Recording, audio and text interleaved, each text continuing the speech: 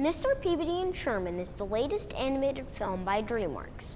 Directed by Rob Minkoff, who co-directed Lion King, it tells the story of a dog and his boy. These characters are based on the 1960s cartoons from the Rocky and Bullwinkle show. Mr. Peabody is a brilliant talking dog who thought his life wasn't complete until he adopted his son Sherman. To be a good dad, Mr. Peabody decided to build a time machine to take Sherman on adventures in history. Conflict occurs when a mean little girl named Penny bullies Sherman and gets him into trouble. Soon a social worker tries to take Mr. Peabody's son away. Now Mr. Peabody has to mend fences with Penny's parents and prove to the social worker he is a good dad. Meanwhile, Penny discovers the Wayback Time Machine and tricks Sherman into using it. Now the movie takes Penny and Sherman on adventures in history. They visit ancient Egypt, Renaissance Florence, and the Trojan War. I definitely enjoyed this film. I thought it was a pleasant surprise, and I definitely liked that they tied in a little bit of history too. I would recommend this film for kids my age and for grown-ups who watch the Rocky and Bullwinkle show.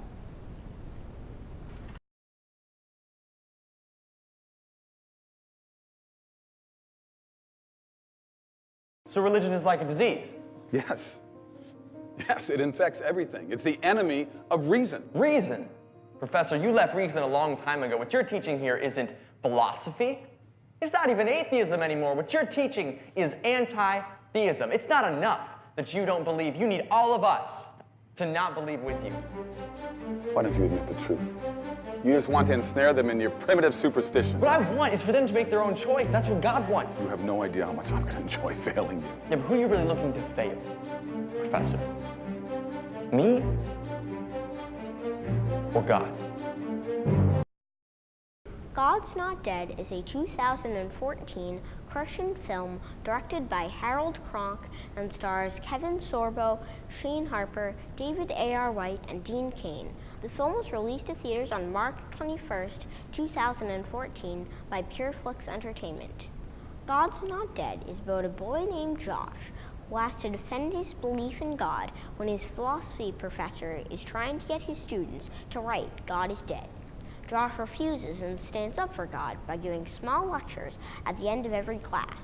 The professor will give Josh a failing grade if he does not convince his classmates of God's existence. An interesting part about this movie is that there are multiple stories going on. Several of these stories overlap without the characters knowing, such as a woman with cancer, a Muslim girl, a woman with dementia, a pastor, and an exchange student, and lots of relationship issues.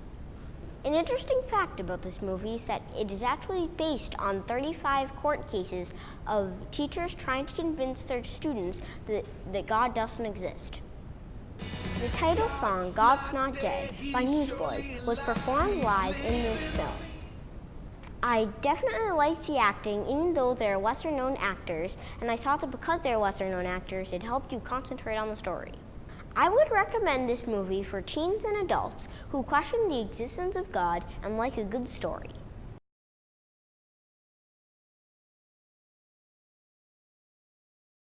The Lego Movie is a funny animated adventure directed by Phil Lord and Chris Miller and distributed by Warner Brothers.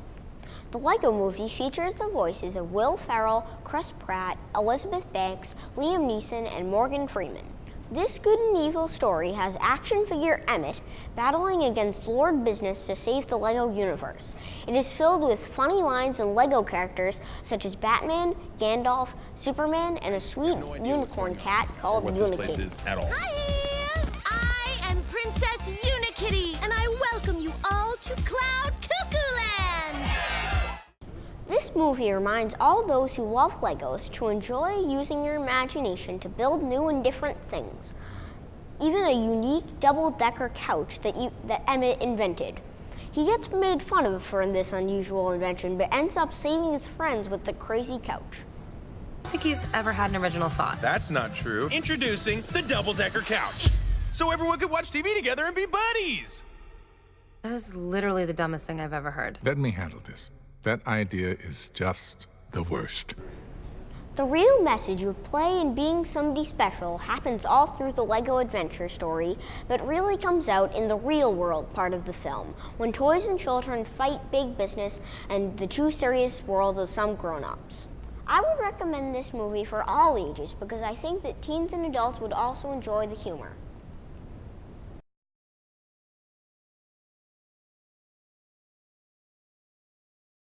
Rio 2 is a cartoon sequel produced by Blue Sky Studios and directed by Carlos Saldana. It features the voices of Jesse Eisenberg, Anne Hathaway, Jamie Foxx, and Bruno Mars.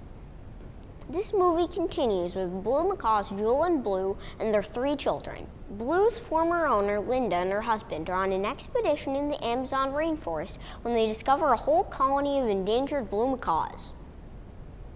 Linda and her husband get captured by some rainforest poachers, and Blue and Jewel must make peace among some fighting birds in the jungle. This movie has a great environmental message that fits with Earth Day around the time of its release. I loved the energy and the bright colors of the film and the music and funny dialogue. This was a great sequel with an upbeat theme. My favorite scenes were some poisonous frog moments narrated by Kristen Chenoweth. You're the evil to my lethal. I can see why they call you Gabby. And Blue being obsessed with his fanny pack that he thinks he can't live without. Bug spray? Check. Water purifier? Check. I would recommend this movie for kids my age and for fans of the first movie.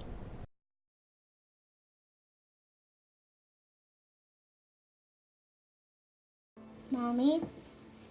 Yes, Colton? Did you know I have a sister? You didn't know that Cassie's your sister?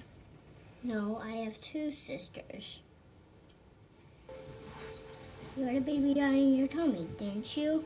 Honey, who told you I had a baby die in my tummy? She told me she died in your tummy.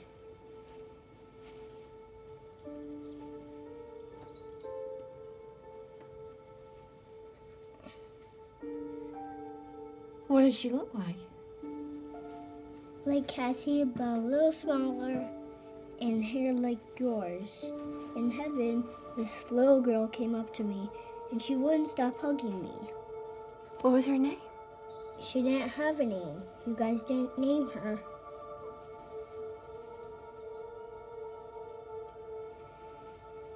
Heaven is Surreal is the new Christian film directed by Randall Wallace and based on a true story told in a book by Pastor Todd Burpo and Lynn Vincent.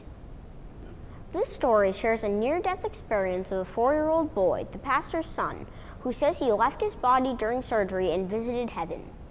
The little boy named Colton discovered he had another sister that died before she was born and met his great-grandfather who died long before Colton was born. You had a grandpa named Pop, right? He died when I was about your age. He's very nice. You saw my grandfather? Where did you see him? In heaven? Is this him? Is this the man you saw? No, in heaven everybody's young. Is this him? Yeah, that's him. That's Pop. The actor Greg Kinnear does a wonderful job in the role of Todd Burpo and is very expressive. The young Connor Coram is amazing as little Colton, and Kelly Riley as Colton's mom is also very convincing. This movie has a similar feel to the Disney film The Odd Life of Timothy Green because of its use of light and nature and a peaceful story. I want to praise the director for creating a calm story that stayed close to the book. I think this movie is worth seeing for all ages. It has something for the whole family.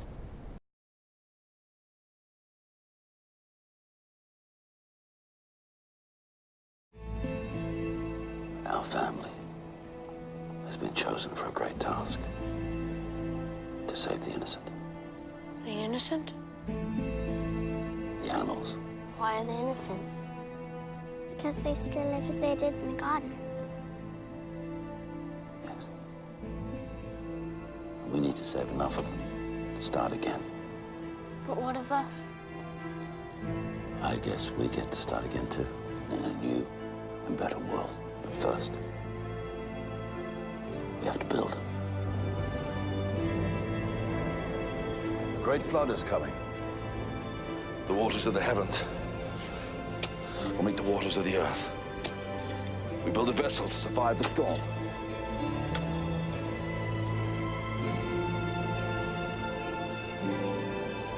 We build an ark. Noah is a new epic drama by Paramount Pictures starring Russell Crowe, Jennifer Connelly, Emma Watson, Logan Lerman, and Anthony Hopkins. It is loosely based on the Bible story and the Ark. In the movie, God wants to destroy the world by a flood because he wants to get rid of all the evil and fighting. There are fallen angels that got imprisoned in rock, and these rock monsters must help build the Ark. They find an abandoned girl and adopt her. She grows up and marries Noah's son, Shem. There are angry warriors who race to get on the Ark, but Noah must take his family and sail away. Trouble occurs when Noah thinks the Ark was only built to protect only the animals and that all human beings must die, including his own family. This becomes extra tense when Noah discovers his adopted daughter is going to have a baby. I thought that the writers did not stick with the original Bible story. Instead, they created a very different way of interpreting and Hollywooded up the story with rock monsters, an angry Noah, and an ending of all people. The special effects and sets were great. And if you're looking for an action-adventure movie, you might enjoy it. But if you're looking for the Bible story, you'll likely be disappointed.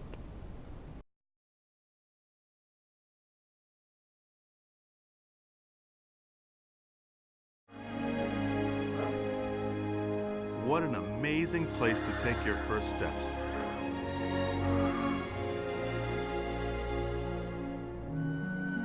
These little cubs will have to be brave from the second their paws touch the snow.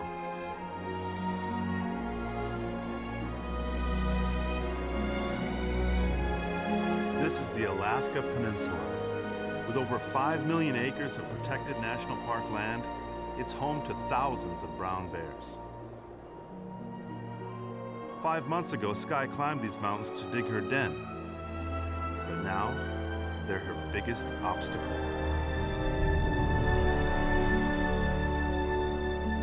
They've got to get all the way across these frozen mountains before they'll find even the first hint of food. Disney's latest Earth Day documentary is called Bears. Narrated by John C. Reilly, it was filmed in Alaska. This movie shows a year in the life of Mama Grizzly Bear called Sky and her 2 cubs called Scout and Amber.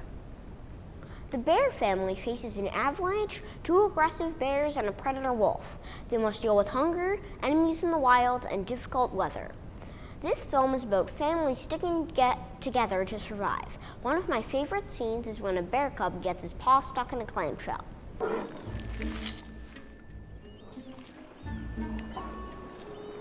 Mom!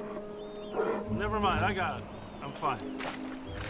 My claw... Mom, what do you do if your claw gets stuck in the clam?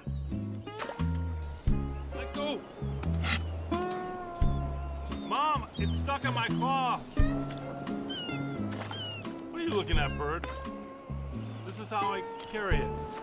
Just walk it over here. Just taking my clam for a walk, that's all.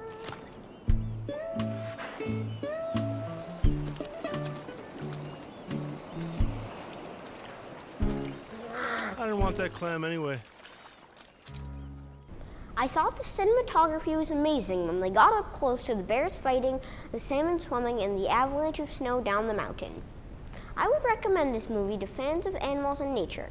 I also enjoyed the humor in the film, and I thought the narrator did an excellent job.